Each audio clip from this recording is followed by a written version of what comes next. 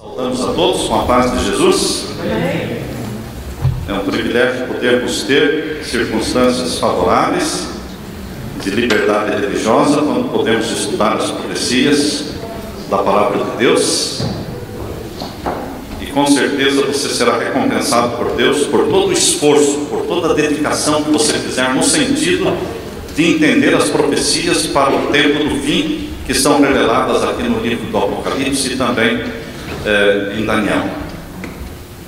Nos últimos anos, o capítulo 17 de Apocalipse se tornou um assunto muito polêmico entre os estudiosos da profecia.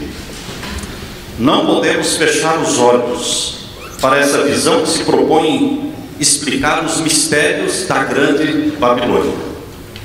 No Apocalipse são descritas as profundas coisas de Deus. O próprio nome dado para suas páginas significa revelação.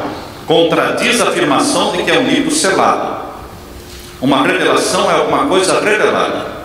O próprio Senhor revelou ao seu servo João os mistérios contidos neste livro e propõe que seja aberto ao estudo de todos. Suas verdades são dirigidas aos que vivem nos últimos dias da história da Terra. Isso foi escrito por Ellen White, Atos dos Apóstolos, página 584. Para quando foi escrito o Apocalipse? Para os últimos dias da Terra. O que é que Satanás quer?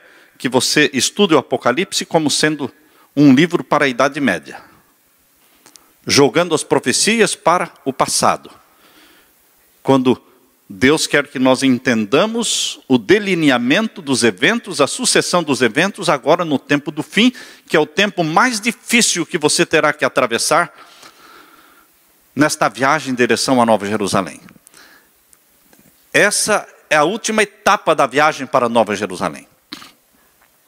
É uma etapa em que todo mundo está mais cansado, é uma etapa em que todo mundo está mais estressado, e queridos, todos nós precisamos de paciência, precisamos de um cuidadoso estudo para entendermos agora os detalhes da última etapa.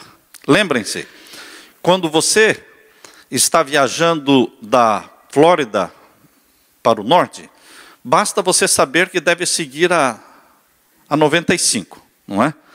Vai a 95, você não precisa saber dos detalhes, é só não sair da 95, você vem. Mas quando você vai chegando perto de uma cidade como Nova York, aí não basta saber que você tem que ir pela 95, você tem que ter algumas informações detalhadas, de ruas. Então você precisa de um mapa com mais detalhes. Assim também, queridos, nós estamos viajando ao longo das eras, ao longo dos séculos, em direção à Nova Jerusalém, e é fácil saber se estamos na direção do céu ou não. Não é difícil. Porém, agora nós estamos na última etapa. Estamos chegando perto da Nova Jerusalém e da volta de Jesus. Então, nesse momento, nós precisamos de informações mais detalhadas.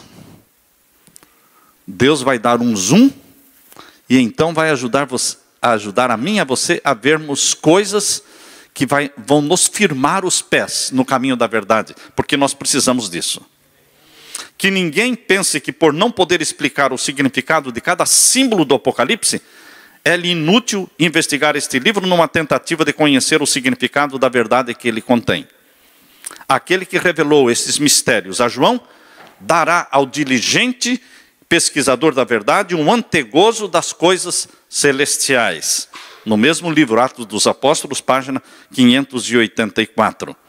E ainda, no livro Testemunhos para Ministros, página 116, Deus fala: estamos no limiar de grandes e solenes acontecimentos. Muitas das profecias estão prestes a se cumprir em rápida sucessão. Repetir-se-á a história passada. Essa frase, a história vai se repetir, Ellen White repete várias vezes. E nós temos que entender que a história se repete. Existiu uma Babilônia literal, existe uma Babilônia espiritual. Existiu um decreto dominical no passado, no tempo de Constantino, vai existir um decreto dominical no futuro. Existiu uma supremacia papal no passado, de 3 anos e meio proféticos, existirá uma supremacia papal no tempo do fim, de 3 anos e meio literais. 42 meses. Apocalipse 13, verso 5. 42 meses. A história se repete. Os sinais no sol, na lua, nas estrelas, anunciando a chegada do juízo dos mortos, em 1844.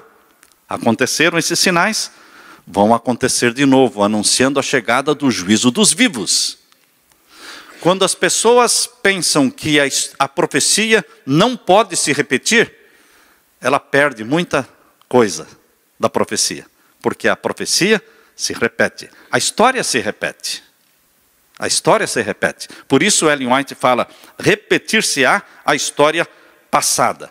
Ao nos aproximarmos do fim da história deste mundo, devem as profecias relativas aos últimos dias exigir especialmente o nosso estudo. O último livro dos escritos do Novo Testamento está cheio de verdades que precisamos compreender. Satanás tem cegado o espírito de muitos, de modo que se tem contentado com qualquer escusa por não tornarem o Apocalipse motivo do seu estudo. Mas Cristo, por intermédio do seu servo João, declara aqui o que será nos últimos dias, no Apocalipse.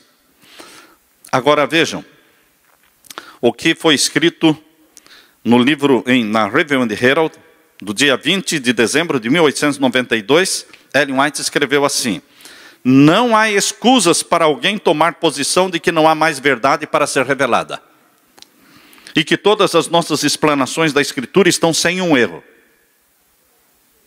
O fato de que certas doutrinas têm sido defendidas como verdade por muitos anos pelo nosso povo, não é prova de que nossas ideias são infalíveis. O tempo não deixará permanecer o erro na verdade.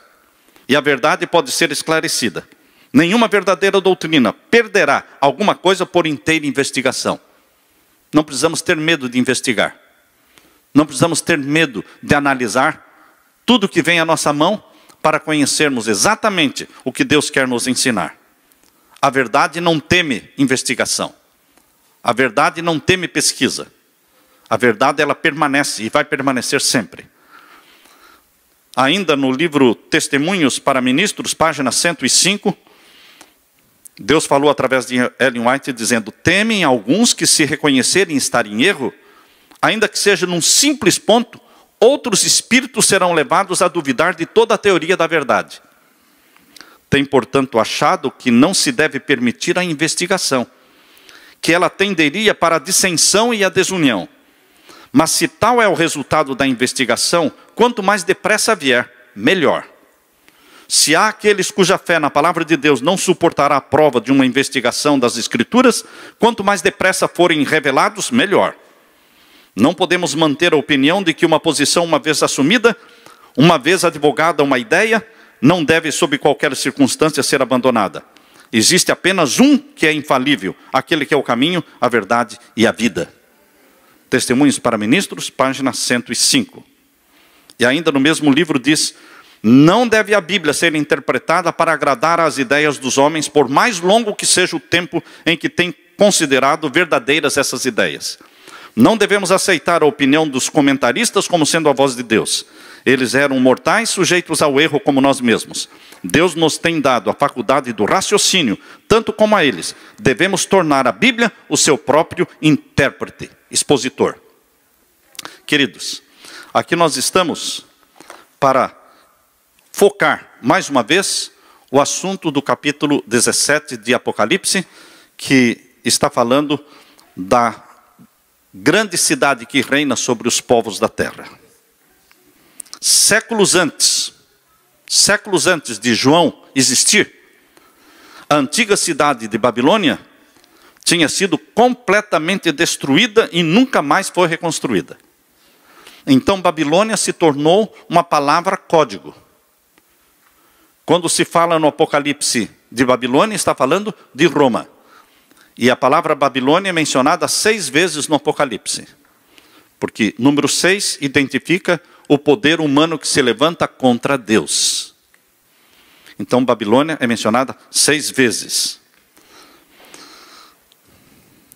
A mulher de Apocalipse 17 veio para revitalizar os ensinos dessa antiga Babilônia do passado e introduzir os ensinos da Babilônia antiga no cristianismo. O contraste entre a mulher de Apocalipse 12, abra sua Bíblia, Apocalipse capítulo 12. Aqui você vê uma mulher pura. O contraste entre essa mulher do capítulo 12 e o capítulo 17, onde apresenta outra mulher, é chocante o contraste. Porque no capítulo 12, verso 1, nós lemos: e viu-se um grande sinal no céu, uma mulher vestida do sol, tendo a lua debaixo dos seus pés e uma coroa de 12 estrelas sobre a cabeça.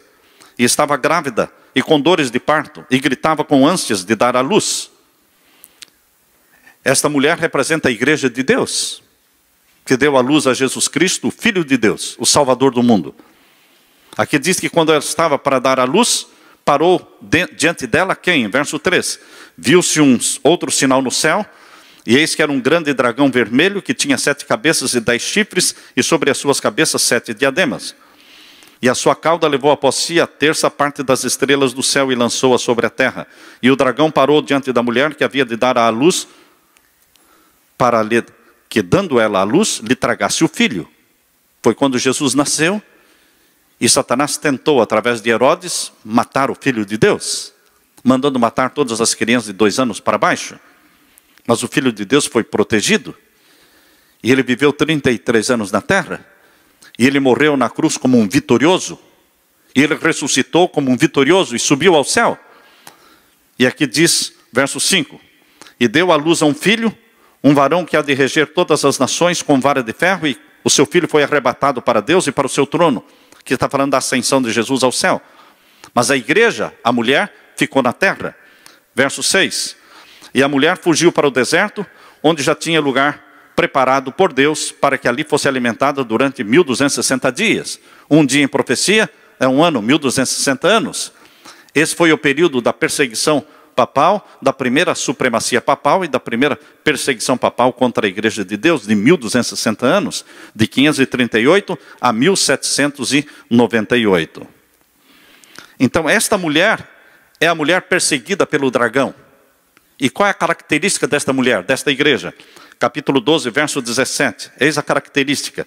E o dragão irou-se contra a mulher, e foi fazer guerra ao resto da sua semente, os que guardam os mandamentos de Deus e têm o testemunho de Jesus Cristo. Esta mulher é perseguida pelo dragão, ela é odiada pelo dragão porque guarda os mandamentos de Deus. E o que mais Satanás detesta e odeia são os mandamentos de Deus. A lei dos 10 mandamentos, escritos pelo dedo de Deus. Agora, o contraste com a mulher prostituta, que aparece no capítulo 17, aqui falando da igreja apóstata, que se desviou dos caminhos de Deus. Lembra-se que no primeiro século a igreja foi fiel e pura, no período de Éfeso. Aí veio o período de Esmirna, a igreja continuou fiel e pura. Porém, no período de Esmirna, que foi do ano 100 ao ano 313, não é? O período de Esmirna foi um período de muitas perseguições, quando a igreja cristã foi esmagada, mas ela permaneceu fiel. Aí veio o período de Pérgamo. No período de Pérgamo, a igreja foi exaltada como igreja estatal, a igreja do imperador Constantino. E a sua mãe, Rainha Helena, começou a comprar os sites sagrados, né? E começou a construir igrejas. Se tornou a maior construtora de igrejas cristãs, foi a Rainha Helena, mãe de Constantino. A igreja deixou de se reunir em casas e passou a se reunir em catedrais. As catedrais pagãs se tornaram catedrais cristãs. Foi o tempo em que o paganismo penetrou na igreja cristã. E que a mulher pura e verdadeira se tornou prostituta, porque se prostituiu com os imperadores e com os reis da terra. Por isso aqui no capítulo 17 ela aparece como uma mulher prostituta. Mas Deus tem uma mulher fiel e pura, que é a igreja remanescente que está na terra. É um resto, é um pequeno povo, porque é o resto da sua semente, que guarda os mandamentos de Deus. E Deus chama o seu povo para fazer parte desta igreja, que guarda os mandamentos de Deus. Mas aqui Deus está descrevendo com detalhes, quem é essa prostituta? Quem é essa mulher apóstata? É a igreja apóstata. Então leia aí no capítulo 17, agora o verso 1 em diante. Verso 1 em diante. E veio um dos 7 anjos, que tinham as 7 taças, e falou comigo, dizendo: vem, mostrar-te-ei a condenação da grande prostituta, que está sentada sobre muitas águas. A explicação do capítulo 17 vem para esclarecer o que está no capítulo 16, versos 17 em diante. Leia aí o capítulo 16, verso 17 em diante. E o 7º anjo derramou a sua taça no ar, e saiu grande voz do templo, do céu, do trono, dizendo: está feito.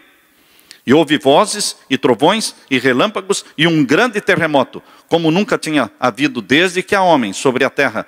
E tal foi este grande terremoto. E a grande cidade fendeu-se em 3 partes, e as cidades das nações caíram.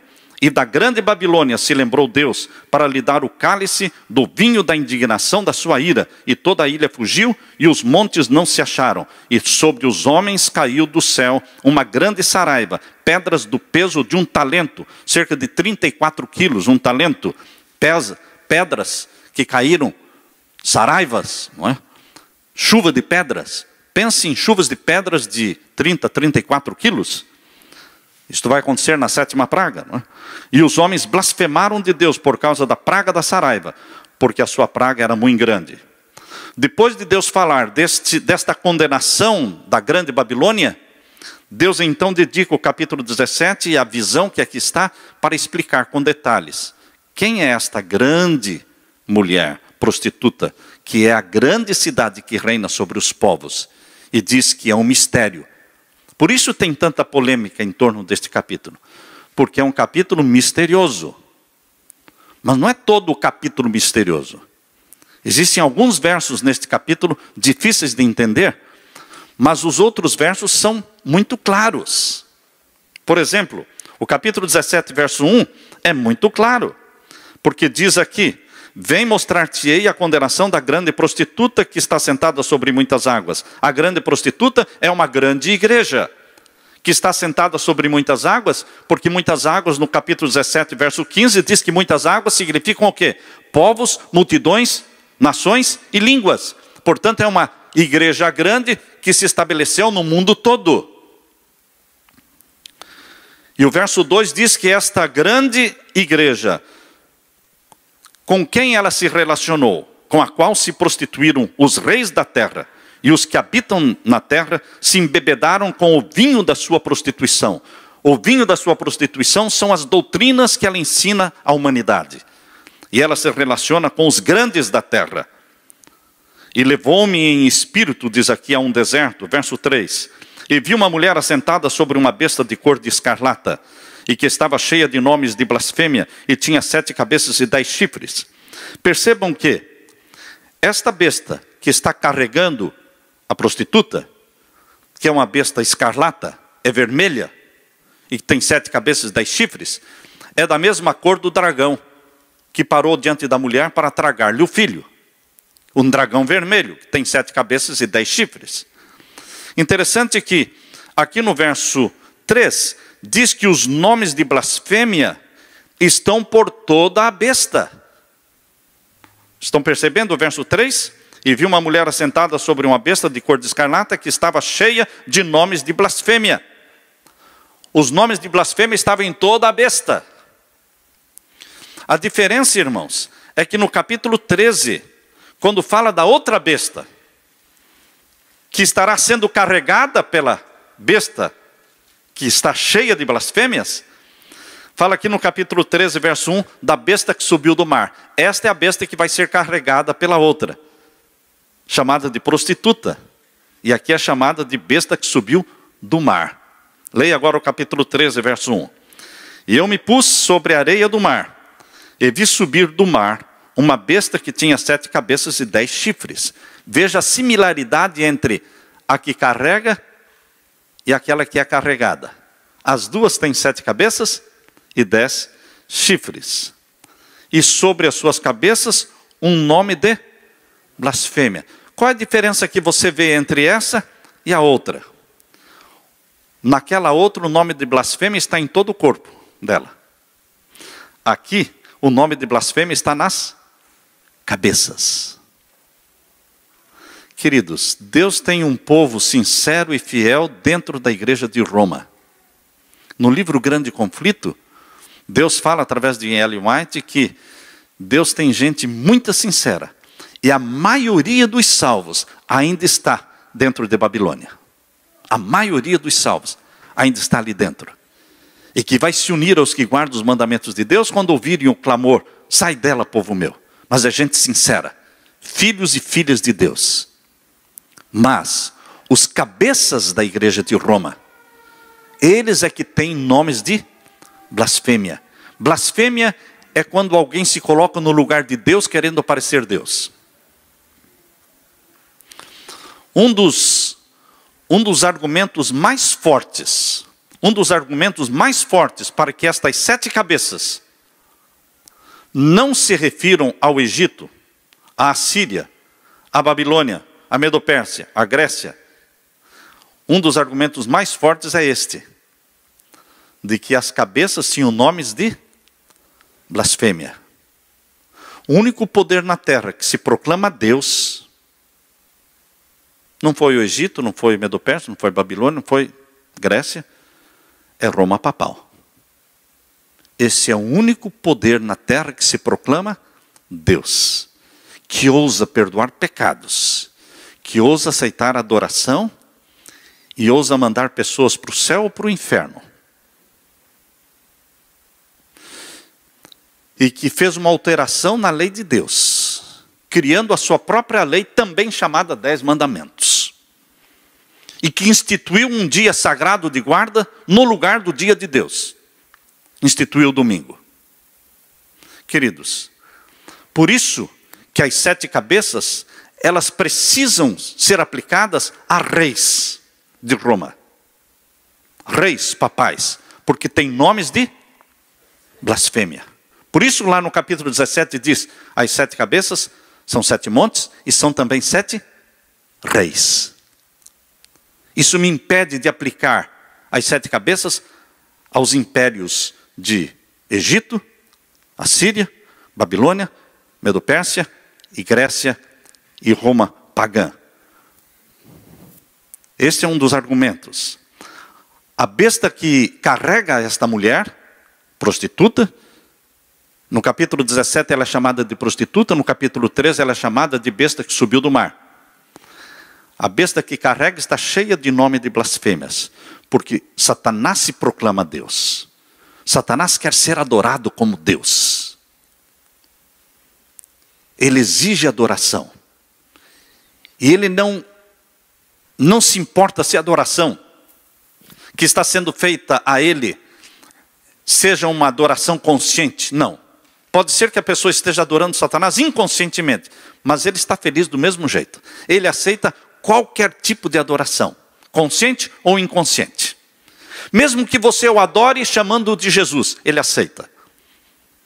Mesmo que você celebre dias de adoração a ele, mas que estão usando como uma festa a Jesus, ele aceita.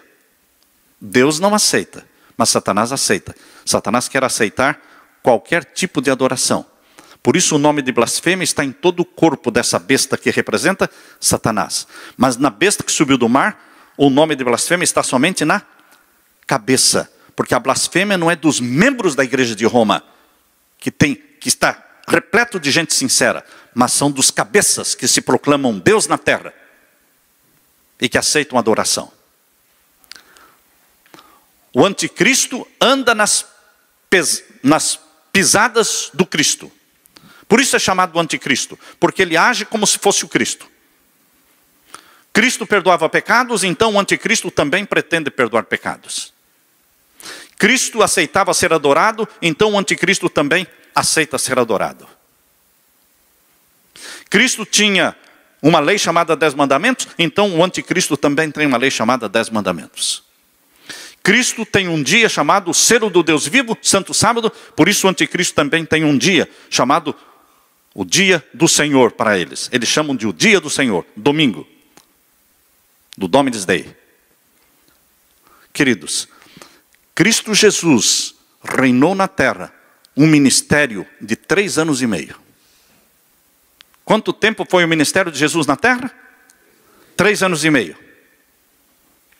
Por isso o anticristo também terá um reinado de 3 anos e meio. 42 meses. Porque ele anda nas pisadas. A mentira não está longe da verdade. No passado, o papado dominou e perseguiu por 3 anos e meio proféticos. 1260 anos. Agora, no tempo do fim, os últimos acontecimentos serão rápidos. E o tempo será abreviado. O tempo da perseguição será abreviado. De tempo profético para tempo literal. Ninguém aguentaria mais 1260 anos de perseguição. Por isso Deus fala que o tempo será abreviado no tempo do fim. Os 42 meses mencionados em Apocalipse 13, verso 5, irmãos. Leiam comigo, Apocalipse capítulo 13, verso 5. E foi-lhe dado uma boca para proferir grandes coisas e blasfêmias. Sempre o papado é identificado pelas palavras de blasfêmias. Foi-lhe dado uma boca para proferir grandes coisas e blasfêmias.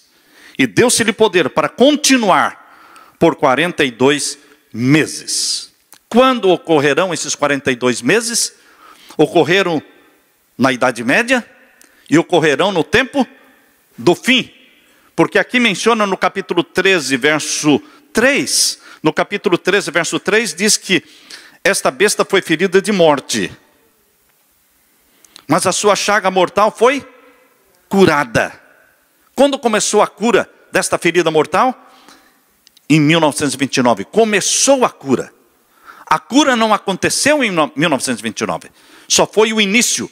Quando será a cura final e total desta ferida de morte?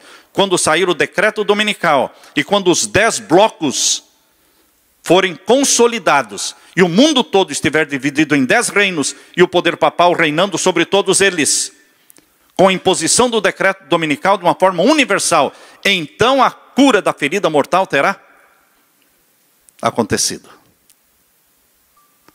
Mas em 1929 foi o início da cura da ferida mortal. Diz aqui o verso 3, e a sua chaga mortal foi curada, e toda a terra se maravilhou após a besta, e adoraram o dragão, que deu à besta o seu poder. Quem dá poder à besta? O dragão. Poder papal recebe poder do dragão diretamente, de Satanás. Malachi Martin, talvez seja o jesuíta que mais escreveu livros. Você pode comprar os livros de Malachi Martin no Amazon. Tem dezenas deles. Tem o sangue a chave deste sangue, The Key of this Blood, sobre João Paulo II. Tem outro livro sobre os jesuítas. E tem um livro que ele escreveu falando sobre a entronização de Lúcifer no Vaticano. Em 1963, ele diz, Malachi Martin é um jesuíta, ele fala que em 1963, por ocasião da entronização de Paulo VI, em 1963, houve ali uma cerimônia em que foi entronizado Lúcifer. Um escritor católico escrevendo sobre a entronização de Lúcifer no Vaticano. Por isso diz aqui, queridos, verso 4, e adoraram o dragão que deu à besta o seu poder. Nós dissemos de manhã que Deus, o Pai, tem um rosto visível chamado Cristo. A forma humana de Deus é Cristo. O anticristo papal é o rosto visível de Satanás. Ele recebe adoração através do poder papal. Por isso a Bíblia diz aqueles, e adoraram o dragão que deu poder à besta o seu poder, que deu à besta o seu poder. E adoraram a besta. Quem adora o poder papal, adora o dragão. E o que o povo diz quando vê este poder, essa popularidade papal? Quem é semelhante à besta? Verso 4. Quem poderá batalhar contra ela? Quem será doido de ir contra? Quem gostaria de governar o seu país independente do Vaticano? Sem pedir conselhos, sem seguir as orientações do Vaticano, sem ter nenhuma relação diplomática com o Vaticano? Quem? Ninguém faria isso, em sã consciência, porque a Bíblia está dizendo, quem poderá batalhar contra ela? E o verso 5, e foi-lhe dado uma boca para proferir grandes coisas e blasfêmias, e deu-se-lhe poder para continuar os 42 meses. Respeitando o contexto bíblico, irmãos, aqui do capítulo 13, que menciona o surgimento da besta que subiu do mar, falando que tem 7 cabeças, 10 chifres, a ferida mortal que foi em 1798, a cura da ferida mortal começou em 1929, e toda a terra se maravilhou após a besta, e foi-lhe dado poder para continuar por 42 meses, respeitando esse contexto bíblico. Não está falando a Bíblia de que a supremacia papal no tempo do fim agora, no tempo da nova ordem mundial, será de 42 meses? Com certeza. E ao terminarem os 42 meses, é a volta de Jesus? Não, ainda. Ao terminarem os 42 meses, será a vez de Satanás personificar Jesus na terra.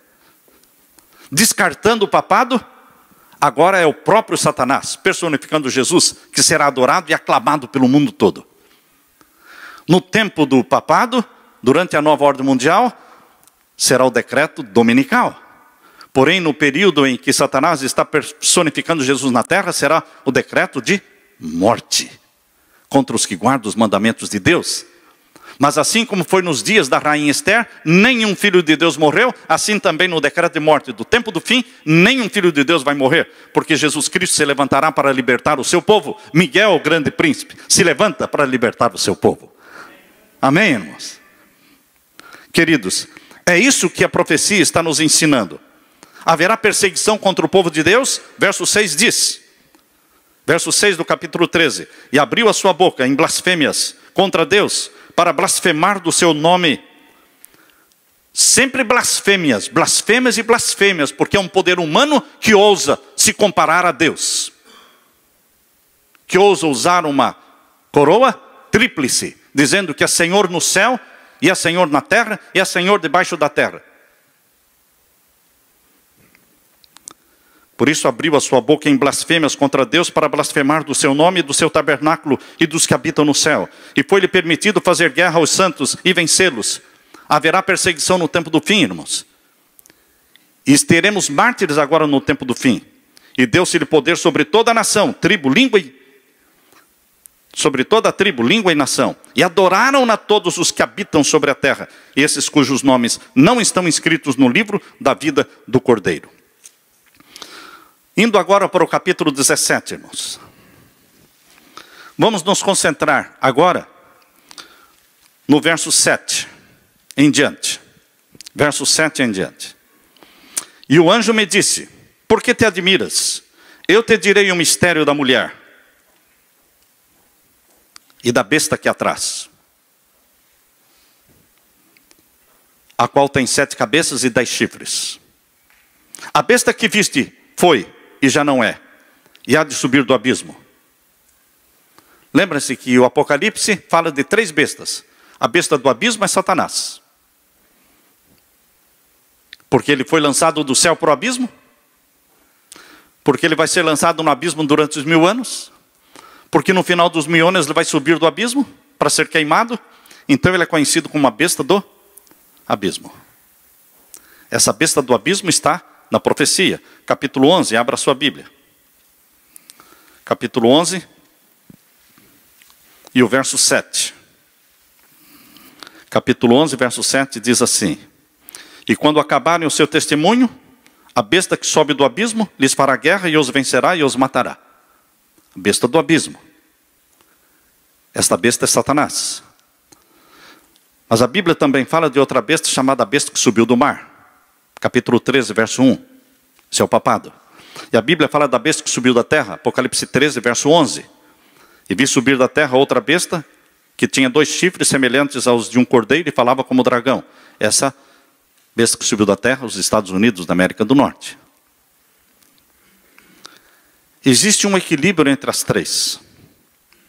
Satanás está por trás das outras 2. Mas quando a besta que subiu do mar foi derrubada, em 1798, lembram-se? 11 de fevereiro de 1798, o Papa foi preso. Papa Pio VI, levado para Valença, na França, onde morreu, preso. No tempo em que o papado recebeu a ferida mortal, a besta que subiu da terra começou a aparecer no mundo. Pense se foi coincidência. No ano de 1798, o papado recebeu a ferida mortal, a besta que subiu do mar. No ano de 1798, a França, que foi um instrumento usado para ferir o papado, a própria França, em 1798, foi o primeiro país no mundo a reconhecer os Estados Unidos da América do Norte como nação. Quando é que os Estados Unidos da América do Norte foram reconhecidos pelo primeiro país como nação? 1798. Quem fez o reconhecimento? França. O mesmo que desferiu o golpe contra a besta que subiu do mar, foi o mesmo poder que reconheceu a besta que subiu da terra como poder que estava surgindo. Agora volte para o capítulo 17, irmãos. Verso 8.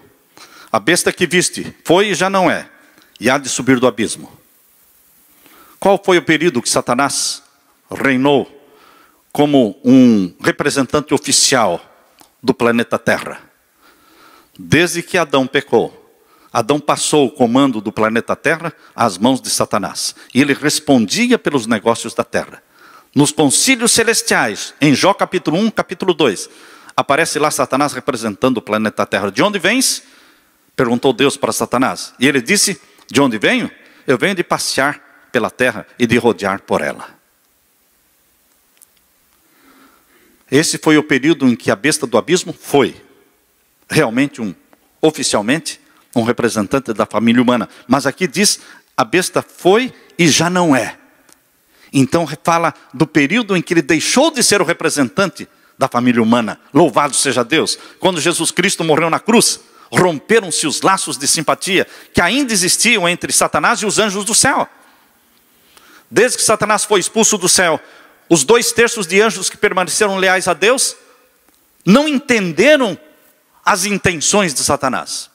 Ficaram ao lado de Deus, participaram da guerra do céu, ao lado de Jesus. Miguel, o grande príncipe, expulsaram Satanás do céu, mas não entendiam as intenções de Satanás, porque Satanás mascarou suas intenções.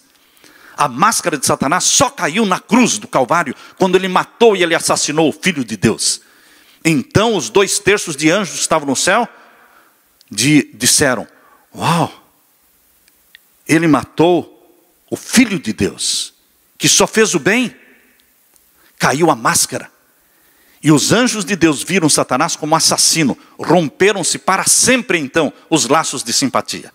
E Satanás foi expulso do céu como representante da terra. Nunca mais voltou ao céu. Por isso Apocalipse 12, irmãos, diz, ai, capítulo 12, verso 10. Ai dos que habitam sobre a terra. Capítulo 12, verso 10. E ouvi uma grande voz no céu que dizia, agora chegada está a salvação e a força e o reino do nosso Deus e o poder do seu Cristo, porque já o acusador dos nossos irmãos é derribado, o qual diante do nosso Deus os acusava de dia e de noite. O mesmo que ele fez com Jó, acusando Jó diante de Deus, ele fazia também com os outros filhos de Deus que viviam na terra. Nós não precisamos de um representante assim, não é mesmo? Que nos acusa diante de Deus. Nós precisamos de um irmão chamado Jesus, que nos defende, que deu a vida por nós. E é neste Jesus que eu confio. É nele que esperamos. É a volta dele que nós estamos esperando. Porque ele é sangue do nosso sangue. Ele é carne da nossa carne. Ele é o nosso irmão mais velho, Salvador nosso. Queridos, voltando então para Apocalipse 17, menciona que esta besta que foi, e já não é, Já não é se refere ao período em que ele perdeu o domínio do planeta Terra, como representante da família humana. Isso vai até o final dos 1000 anos. Ele não vai ter mais o domínio, nunca mais. E o que vai acontecer no final dos 1000 anos?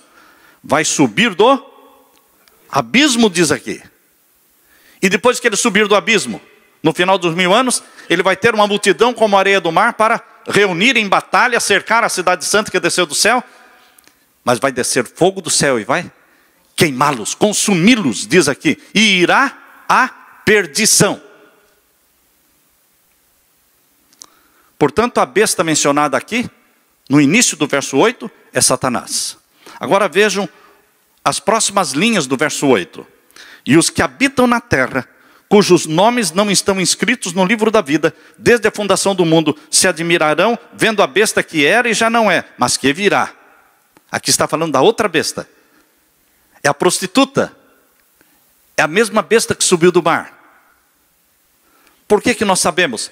Porque o anjo identificou a besta que subiu do mar, fazendo uma cópia do texto de Apocalipse 13, verso 8. Apocalipse 13, verso 8 foi copiado literalmente lá no capítulo 17.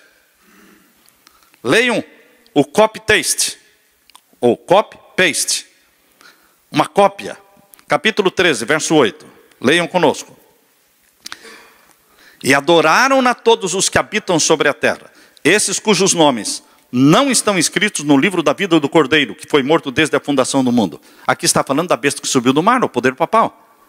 Por isso o capítulo 17, verso 8, as últimas 3 linhas estão falando da besta que subiu do mar.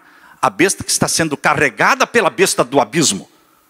A besta do abismo, que é Satanás, carrega a prostituta, que é a besta que subiu do mar. E as duas têm 7 cabeças e 10 chifres.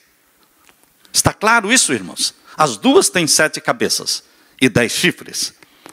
Quando nós enxergamos 2 bestas, no capítulo 17, e as duas tendo essas similaridades, as duas são vermelhas, caracterizadas pela cor vermelha, as duas têm 7 cabeças e 10 chifres, então nós começamos a entender a profecia, que vem logo em seguida no verso 9.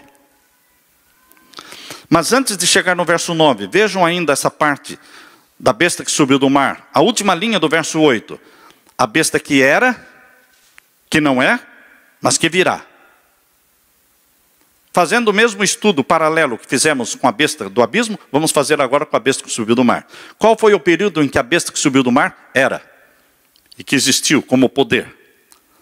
Começou em 538 e durou até 1798. Esse foi o período da supremacia papal, chamado de Dark Ages, a Idade Escura. Mas foi a Idade Média. Foi o período em que os reis da terra tinham que receber a coroa das mãos do próprio Papa. Até que chegou um homem chamado Napoleão Bonaparte e mudou. Quando o Papa foi coroá-lo, ele pegou a coroa da mão do Papa e ele mesmo colocou a coroa na cabeça dele. Já era um sintoma, já era uma evidência de que algo pior iria acontecer, não, irmãos? E aí, em 1798, ele autorizou o general Berthier a invadir Roma e prender o Papa Pio VI. Neste tempo, irmãos, as igrejas foram destruídas na França, fechadas, a Bíblia foi queimada, a semana de 7 dias foi eliminada, colocaram semana de 10 dias. Queriam acabar com tudo que tivesse alguma relação com a Bíblia. Então, o mês eram 3 semanas de 10 dias. E mataram todos os dominicanos. Todos os dominicanos foram mortos nessa Revolução Francesa. Queridos, em 1798, acabou o período em que a besta era. Agora veio o período em que ela já não é. De 1798 a 1929. 1798, o Papa Pio VI foi preso no dia 11 de fevereiro. Em 1870, eles perderam os estados papais. Os estados papais eram 20 cidades, incluindo Roma, tinha a cidade de Roma e mais outras 19 cidades, que formavam os estados papais que rendiam taxa, impostos para o Vaticano. Em 1870, Garibaldi acabou com isso. E a Igreja de Roma perdeu os estados papais e só recuperou o estado papal em 1929, com a assinatura do Tratado de Latrão no dia 11 de fevereiro de 1929. 11 de fevereiro de 1798, 11 de fevereiro de 1929. Uma foi a ferida, outra foi o início da cura da ferida. E de 1929 para cá, queridos, a besta diz aqui que não é, mas que virá. De 29 para cá, voltou o poder papal com força, com energia, e se tornou popular na pessoa de João Paulo II, que colocou o papado no clímax da popularidade. Depois de entendermos isso, queridos, é que nós chegamos no verso 9. E o verso 9 está explicando o quê? O que deveria acontecer em Roma, a cidade dos 7 montes. E quem deveria reinar em Roma, a cidade dos 7 montes. Esse é o assunto do verso 9, verso 10. Onde estaria a sede do maior poder religioso do mundo? E quem seriam os cabeças deste maior poder religioso do mundo? Percebam que o anjo está explicando para João um mistério. Satanás gostaria que nós descartássemos esta interpretação. Satanás gostaria que nós pensássemos que esses 7 montes e esses 7 reis são impérios antigos do tempo do Egito, de Assíria e de Babilônia, que um dia perseguiram o povo de Deus. Não, irmãos. As 7 cabeças tinham nomes de blasfêmia escrito nelas. Então se refere ao papado. Porque o papado se proclama Deus na terra. E que aceita ser adorado. E ousa perdoar pecados. E pretende mudar a lei de Deus. Pretende criar um outro dia no lugar do sábado. E pretende governar o mundo por um período de 42 meses também. 3 anos e meio. Assim como Cristo, o anticristo procura agir.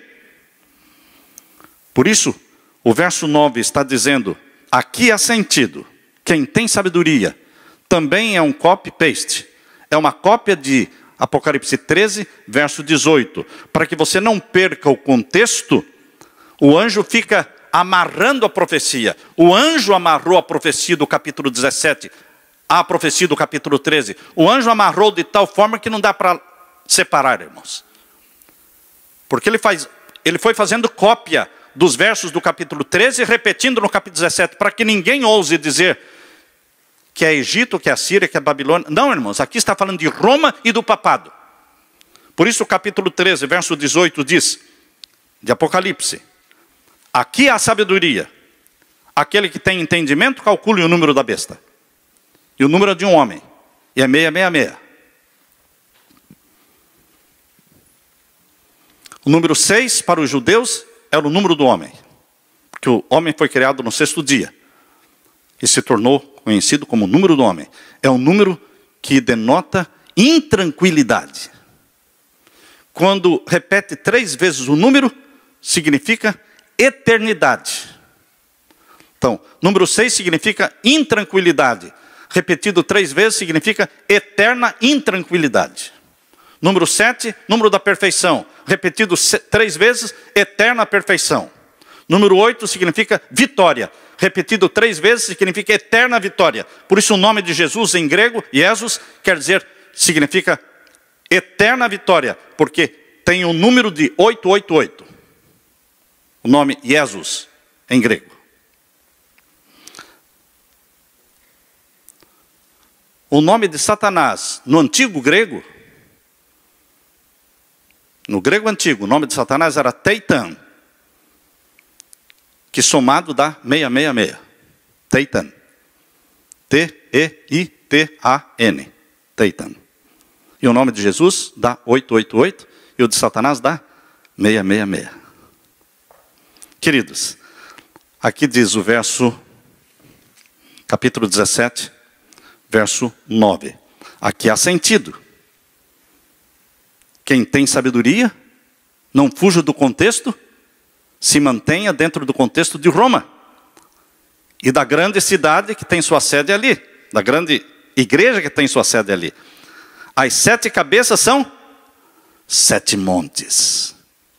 É difícil você imaginar qual é a cidade dos 7 montes?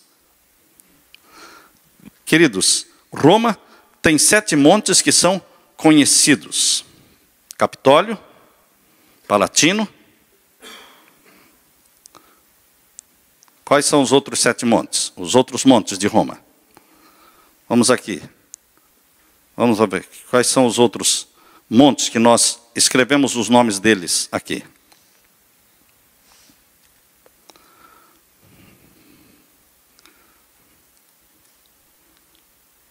Os 7 montes de Roma estão aqui: Capitólio, Palatino, Aventino, Célio, Esquilino, Viminal, Quirinal. Se você vai na enciclopédia, você encontra estes montes. Cidade dos 7 montes, reconhecida por escritores católicos, reconhecida pelo próprio Vaticano, que diz que a sua sede está localizada na cidade dos 7 montes. Enciclopédia Católica diz que a sede do Vaticano está localizada na cidade dos 7 montes. Fica difícil entender? Então diz aqui, verso 9: as 7 cabeças são 7 montes, sobre os quais a mulher está assentada. Onde está a sede do maior poder religioso do mundo? Em Roma. E agora o verso 10, são também 7 reis. Você pode perguntar, pastor, ou é monte ou é rei? As 7 cabeças da besta que está carregando a prostituta, representa os 7 montes de Roma, porque localiza geograficamente a sede do maior movimento religioso do mundo. Agora, queridos, as 7 cabeças da besta que está sendo carregada, que se chama prostituta no capítulo 17, e que se chama no capítulo 13 de besta que subiu do mar, as 7 cabeças dela representam 7 reis, papais, 7 reis de Roma, porque tem nome de blasfêmia escrito nelas. As 7 cabeças da besta que subiu do mar, Apocalipse 13, verso 1, lá diz, tem nomes de blasfêmia. Então não é um poder comum. Não é qualquer poder que tem nome de blasfêmia. Nome de blasfêmia é quando alguém se faz Deus, se coloca no lugar de Deus, querendo parecer Deus. Isso é blasfêmia. Por isso tem que ser, must to be, reis de Roma, papais. E aqui menciona, são 7 reis. 5 já caíram. E um existe. E o outro ainda não é vindo. E quando vier, convém que dure um pouco de tempo. O grande problema na interpretação deste verso é o tempo do verbo. Muitos dizem, o anjo disse para João que 5 caíram. Então nos dias de João, 5 desses poderes já tinham que ter caído. E um existe, então tinha que ser o Império Romano que existia no tempo de João. E um ainda não é vindo, mas quando vier vai durar um pouco de tempo. Este é Roma papal. Mas dá tudo errado, irmãos. Porque o 7º, que não era vindo e que quando viesse ia durar pouco de tempo, Roma papal, é o que mais está durando. Mais de 1400 anos. Nós não podemos fundamentar a interpretação da profecia em cima do tempo do verbo. Porque a profecia sempre usa o verbo no passado, falando de coisas no futuro. João diz, eu vi a mulher embriagada com o sangue dos santos. Quando João disse, eu vi a mulher embriagada com o sangue dos santos, a mulher ainda não existia e os mártires ainda não existiam. Essa mulher prostituta não existia no primeiro século. Existia a mulher fiel e pura, igreja de Deus. A igreja de Deus foi se prostituir no 4º século, no período de Pérgamo. No tempo de Constantino, começou a prostituição da igreja de Deus. E se tornou um casamento. efetuou-se um casamento da igreja cristã com o paganismo. E deste casamento da igreja cristã com o paganismo, nasceu um filho chamado papado, que é o filho da perdição. Por que a Bíblia fala lá em 2 Tessalonicenses que o papado é o filho da perdição? Porque é o filho que nasceu de um casamento do paganismo com o cristianismo. Em que tempo? Do Constantino. Em que período da igreja? Período de Pérgamo. Foi Constantino que fez os primeiros presentes ao papado. Fez as primeiras doações de riquezas e palácios para o papado. E o papado então deixou que Constantino dominasse a igreja. Instituísse o domingo como dia sagrado na igreja, em troca de benefícios materiais. Se você ler a Divina Comédia de Dante Alighieri. Dante Alighieri viveu por volta do século XIII. Se você ler a Divina Comédia de Dante Alighieri, ali ele fala, viveu de 1265 em diante. Dante Alighieri escreveu sobre a relação do bispo de Roma com os imperadores. Usando textos, literalmente textos do capítulo 17 na Divina Comédia. E ele era católico, um poeta católico italiano. Os próprios escritores católicos, os próprios reformadores, como Martinho Lutero e outros, reconheciam no capítulo 17 a grande prostituta como sendo a igreja de Roma. E o papado. E a cidade dos Sete Montes como sendo Roma. Agora, no tempo moderno, é que as pessoas estão mudando de ideia. Dizendo que não é isso, que isso não se aplica ao Papa, que não se aplica a isso. Queridos, desde sempre, os Sete Montes se referem a Roma. Desde sempre, o poder papal é um poder que se prostitui com os reis da terra. Voltando para o capítulo 17, irmãos, e o verso 10, diz, e são também 7 reis, 5 já caíram. Essa profecia começou a ser entendida no tempo do Papa João Paulo II. Por que só começou a ser entendida no tempo do Papa João Paulo II? Por quê? Porque uma profecia, ela só será entendida quando chega ou se aproxima o seu cumprimento.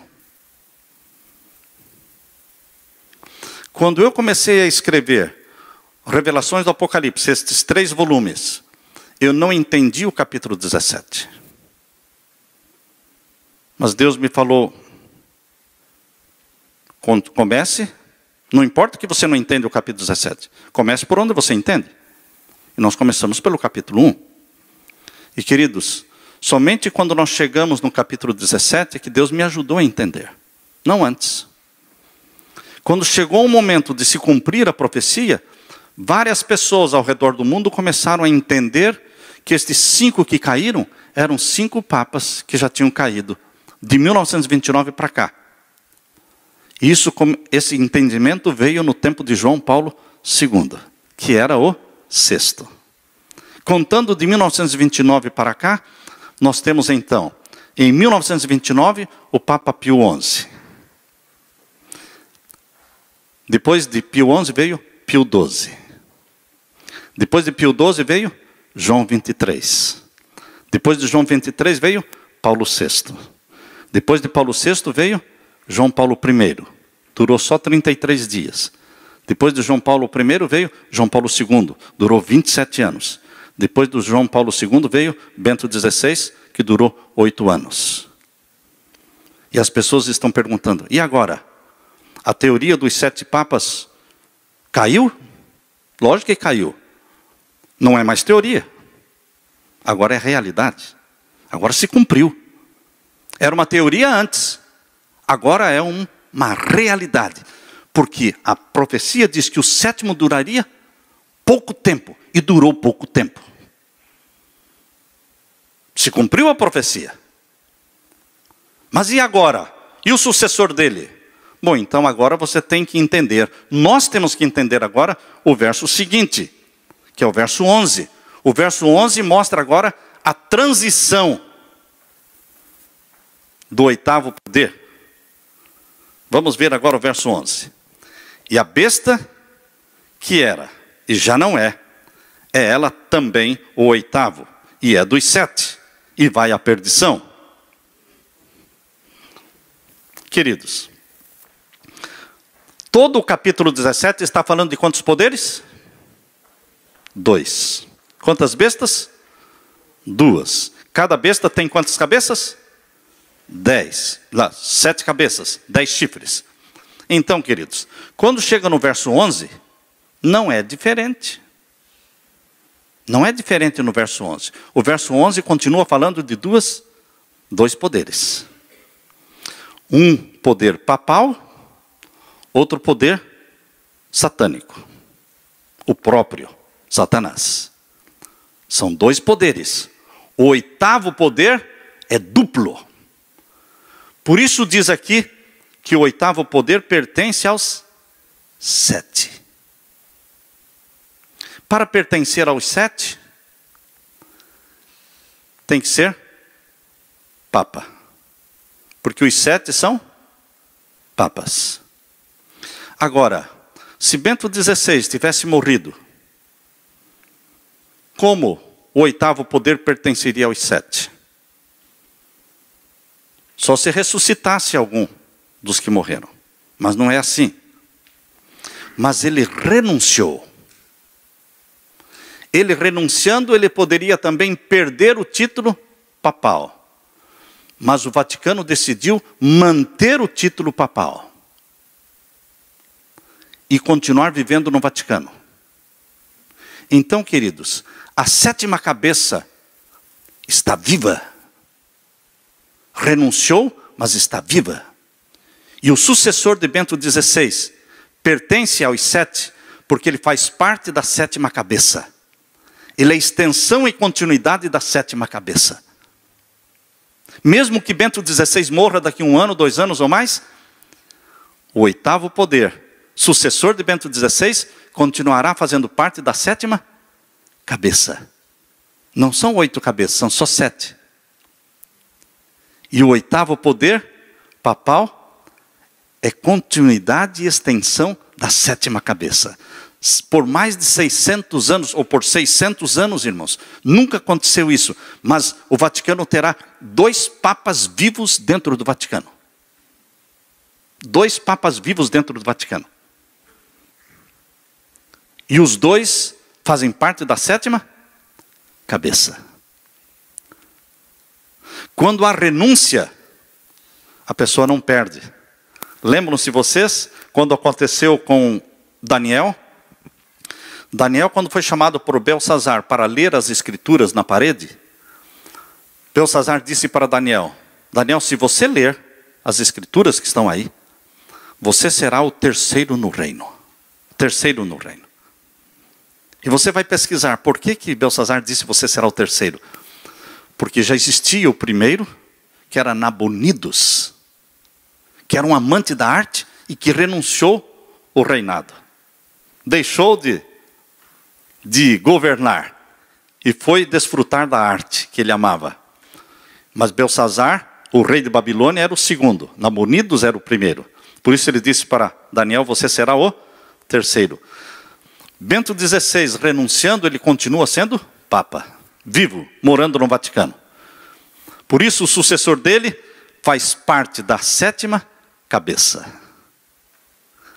O oitavo poder é duplo e é o mais misterioso de todos. Por quê? Porque na sequência do sucessor de Bento XVI, vem a besta que era, já não é e que irá à perdição. Satanás personificará Jesus Cristo durante o oitavo poder. Leia agora aí o capítulo 17, verso 11. E a besta que era e já não é ela também o oitavo. Quando a Bíblia diz, é ela também o oitavo, é porque são 2 poderes no oitavo. É este que pertence aos 7, e é esta besta que irá à perdição. Também pertence ao oitavo. O oitavo poder é a soma dos outros 7. No livro Comentário Bíblico Adventista, volume 7, quando comenta o capítulo 17, verso 11, ali tem duas interpretações. Ali diz: alguns sugerem que o oitavo poder é o papado sozinho. Outros sugerem que o oitavo poder é Satanás personificando Cristo. Eu diria, queridos, que você não precisa escolher entre uma ou outra. Você tem que entender que o oitavo poder é as duas coisas. Começa com o papado, sucessor de Bento XVI, e continua com Satanás personificando Cristo. É uma e é outra coisa. Por isso é um mistério. Pertence aos 7 e também é a besta, que também é oitavo poder e irá à perdição. Neste período do oitavo poder, vai acontecer o decreto dominical. Neste período do oitavo poder, vai acontecer a nova ordem mundial. O mundo vai se reunir em 10 blocos, 10 reinos. Neste período, o papado vai reinar sobre o mundo com mão de ferro. Mas depois de 42 meses, o papado vai ser derrubado. Os próprios poderes que dão poder ao papado para reinar, os próprios poderes vão puxar o tapete e vão derrubar o papado. Aqui está no capítulo 17, verso 16. Vamos ler primeiro o capítulo 17, verso 12. Capítulo 17, verso 12 diz: e os 10 chifres que viste são os 10 reis, que ainda não receberam o reino, mas receberam poder como reis por 1 hora, juntamente com a besta. Quando a profecia diz no capítulo 17, por 1 hora, e é repetido várias vezes no capítulo 18, por 1 hora, não é um período de tempo profético ou literal. Isso demonstra que será algo rápido. Algo rápido. Esses 10 reis, representantes dos 10 reinos, das 10 supernações, que formam a nova ordem mundial, vão reinar em submissão ao poder papal, que é a besta. E o verso 13 diz assim: estes, os 10 reis, têm um mesmo intento, um pensamento unânime. De quê? Entregarão o seu poder e autoridade à besta. Este é o período em que a ferida mortal será totalmente curada. E que o papado reinará sobre todos e sobre tudo na terra, menos sobre o remanescente de Deus, que guarda os mandamentos de Deus, que ousa permanecer em pé e não se ajoelhar diante deste poder. Queridos, e aí o verso 14 diz: estes combaterão contra o Cordeiro, e o Cordeiro os vencerá, porque é o Senhor dos senhores e o Rei dos reis. Vencerão os que estão com ele, com o Cordeiro, chamados, eleitos e fiéis. E veja o que vai acontecer com o poder papal no verso 16. E os 10 chifres que viste na besta são os que aborrecerão a prostituta, e a porão desolada e nua, e comerão a sua carne e a queimarão no fogo. A prostituta vai ser destruída. O Vaticano não gosta desta profecia, porque fala da destruição do Vaticano, da destruição do poder papal. Existe no Vaticano uma profecia chamada profecia do Bispo Malaquias. A profecia do Bispo Malaquias não é uma profecia da Bíblia, é uma profecia do Vaticano. Quem quiser ler, é só entrar no site do Vaticano e procure lá pelo Bispo Malaquias. Ele viveu no século XII. No século XII, ele diz ter tido uma visão. Ele é um dos santos canonizados na Igreja Católica. Ele diz ter tido uma visão que mostrava que dos dias dele até o fim do Vaticano, até a destruição do Vaticano, existiriam 112 papas. E ele deu nome aos 112. E queridos, desses 112 papas, já se passaram 111. O sucessor de Bento XVI será o 112. E o sucessor de Bento XVI, o 112, o Bispo Malaquias diz que receberia o nome de Peter of Rome, Pedro de Roma. A Bíblia fala que existe um Pedro de Jerusalém, que é o discípulo de Jesus. Pedro de Roma deve ser aquele próprio que reinou através de todos os papas. Esse é o nome que ele dá, não é? Queridos, essa profecia do Vaticano, ela bate com a profecia bíblica, que diz que existiriam 7 reis, de 1929 para cá. 7. Bento XVI é o 7º. Renunciou, continua vivo. Vem o sucessor dele, fazendo parte da 7ª cabeça. Mas é chamado de 8º poder. E o 8º poder vai ser partilhado na sequência com o próprio Satanás, que personificará Jesus na terra. Nós estamos no fim do tempo do fim. Nós estamos no fim do tempo do fim. E o que vai acontecer nesse tempo? Verso 17. Capítulo 17, verso 17.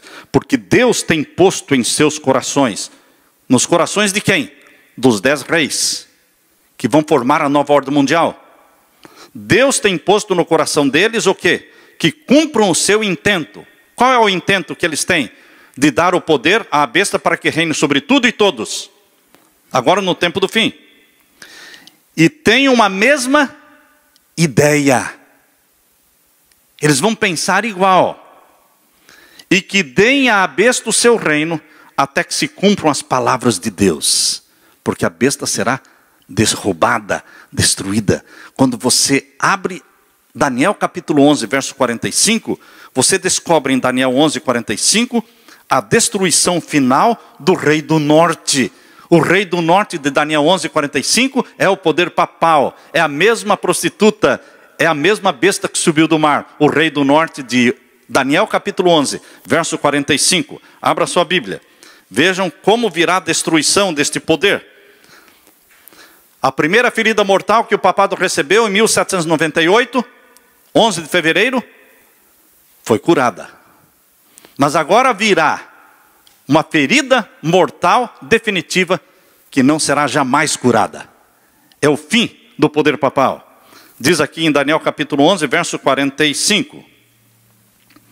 E armará as tendas do seu palácio entre o mar grande e o monte santo. O rei do norte, o poder papal, agora no tempo do fim, durante a nova ordem mundial, vai colocar seu trono também na cidade de Jerusalém.